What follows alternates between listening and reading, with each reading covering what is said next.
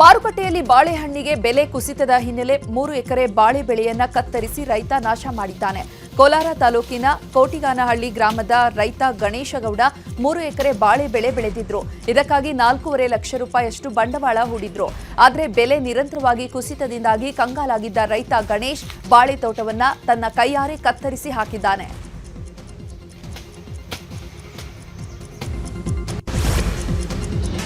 ಇಹಲೋಕ ತ್ಯಜಿಸಿದ ಭಾರತದ ಆರ್ಥಿಕ ತಜ್ಞ ಮಾಜಿ ಪ್ರಧಾನಿ ಡಾಕ್ಟರ್ ಮನಮೋಹನ್ ಸಿಂಗ್ ಪಂಚಭೂತಗಳಲ್ಲಿ ಲೀನರಾಗಿದ್ದಾರೆ.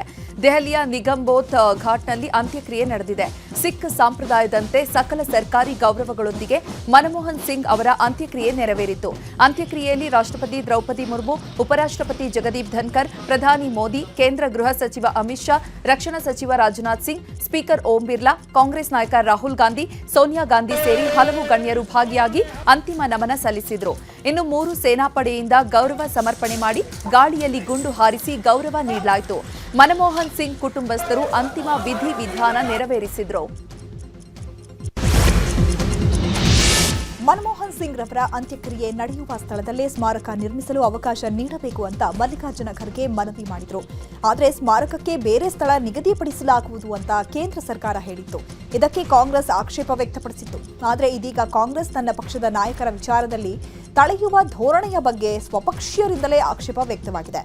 ಕಾಂಗ್ರೆಸ್ ನಾಯಕ ಹಾಗೂ ಮಾಜಿ ರಾಷ್ಟ್ರಪತಿ ಪ್ರಣಬ್ ಮುಖರ್ಜಿ ಆದಂತಹ ಸಂದರ್ಭದಲ್ಲಿ ಕಾಂಗ್ರೆಸ್ ಸಿಡಬ್ಲ್ಯೂಸಿ ಸಭೆ ಕರೆದು ಸಂತಾಪ ಸೂಚಕ ಸಭೆಯನ್ನು ನಡೆಸುವ ಔದಾರ್ಯವನ್ನು ಕೂಡ ತೋರಿಸಲಿಲ್ಲ ಅಂತ ಪ್ರಣಬ್ ಮುಖರ್ಜಿಯ ಮಗಳು ಶರ್ಮಿಷ್ಠಾ ಆರೋಪಿಸಿದ್ದಾರೆ.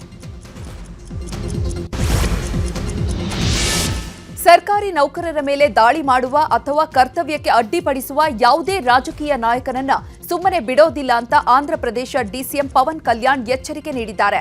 ವೈಎಸ್ಆರ್ಸಿಪಿ ಸ್ಥಳೀಯ ನಾಯಕ ಸುದರ್ಶನ್ ರೆಡ್ಡಿ ಕಚೇರಿಯ ಕೀ ನೀಡಲಿಲ್ಲ ಎಂಬ ಕಾರಣಕ್ಕೆ ಹಲ್ಲೆ ನಡೆಸಿದ್ದಲ್ಲದೆ ಜಾತಿ ನಿಂದನೆಯನ್ನ ಮಾಡಿದ್ದಾರೆ.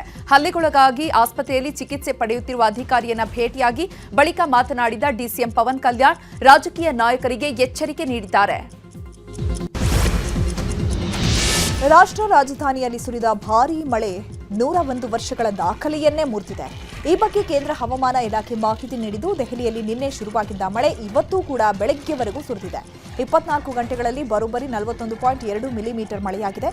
ಇದು ಡಿಸೆಂಬರ್ನಲ್ಲಿ ಕಳೆದ 101 ವರ್ಷಗಳಲ್ಲಿ ಸುರಿದ ಒಂದು ದಿನದ ಅತಿ ಹೆಚ್ಚು ಮಳೆಯಾಗಿದೆ ಅಂತ ಹವಾಮಾನ ಇಲಾಖೆ ತಿಳಿಸಿದೆ.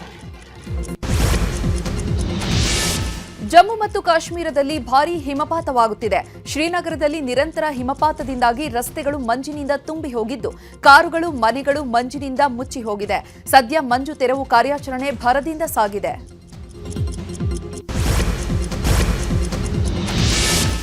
ಇಸ್ರೇಲ್ ಇದೇ ಮೊದಲ ಬಾರಿಗೆ ಅಮೆರಿಕ ನಿರ್ಮಿತ THAAD ಆಯು ರಕ್ಷಣಾ ವ್ಯವಸ್ಥೆಯನ್ನು ತನ್ನ ರಕ್ಷಣೆಗಾಗಿ ನಿಯೋಜಿಸಿದೆ. ನಿನ್ನೆ ಯೆಮೆನ್ನಿಂದ ಇಸ್ರೇಲ್ ಮೇಲೆ ಹಾರಿಸಲಾದ ಪ್ಯಾಲೆಸ್ಟೈನ್ ಕ್ಷಿಪಣಿಯನ್ನ ಪ್ರತಿಬಂಧಿಸಲು THAAD ಅನ್ನ ಇಸ್ರೇಲ್ ಬಳಸಿದೆ. ಈ ಕ್ಷಿಪಣಿಯನ್ನ ಇರಾನ್ ಬೆಂಬಲಿತ ಗುಂಪು ಹೌತಿ ಬಂಡುಕೋರರು ಹಾರಿಸಿದ ಕ್ಷಿಪಣಿಯನ್ನ ಹೊಡೆದುರುಳಿಸಲು ಇಸ್ರೇಲ್ ಬಳಸಿದೆ ಎನ್ನಲಾಗಿದೆ. ಜನಪ್ರಿಯ ಸಾಮಾಜಿಕ ಮಾಧ್ಯಮ ವೇದಿಕೆ ಟಿಕ್ಟಾಕ್ ಅನ್ನು ಜನವರಿ 19ರ ಒಳಗೆ ನಿರ್ಬಂಧಿಸಲು ಕಡ್ಡಾಯಗೊಳಿಸುವ ಕಾನೂನನ್ನು ತೆರವುಗೊಳಿಸಿ ಅಥವಾ ಅಮೆರಿಕದಲ್ಲಿ ಕಾರ್ಯಾಚರಣೆಗೆ ಮತ್ತೊಂದು ಕಂಪನಿಗೆ ಮಾರಾಟಕ್ಕೆ ಅವಕಾಶ ನೀಡುವಂತೆ ಅಮೆರಿಕ ಅಧ್ಯಕ್ಷ ಡೊನಾಲ್ಡ್ ಟ್ರಂಪ್ ಯುಎಸ್ ಸುಪ್ರೀಂ ಕೋರ್ಟ್ಗೆ ಮನವಿ ಸಲ್ಲಿಸಿದ್ದಾರೆ. ಮುಂದಿನ ತಿಂಗಳು ನ್ಯಾಯಾಲಯದಲ್ಲಿ ಈ ವಿಚಾರ ಬರಲಿದೆ. ಯುನೈಟೆಡ್ ಸ್ಟೇಟ್ಸ್ನಲ್ಲಿ ಟಿಕ್ಟಾಕ್ ನಿಷೇಧವನ್ನು ಅಧ್ಯಕ್ಷ ಟ್ರಂಪ್ ವಿರೋಧಿಸುತ್ತಾರೆ ಅಂತ ಮನವಿಯಲ್ಲಿ ಹೇಳಲಾಗಿದೆ.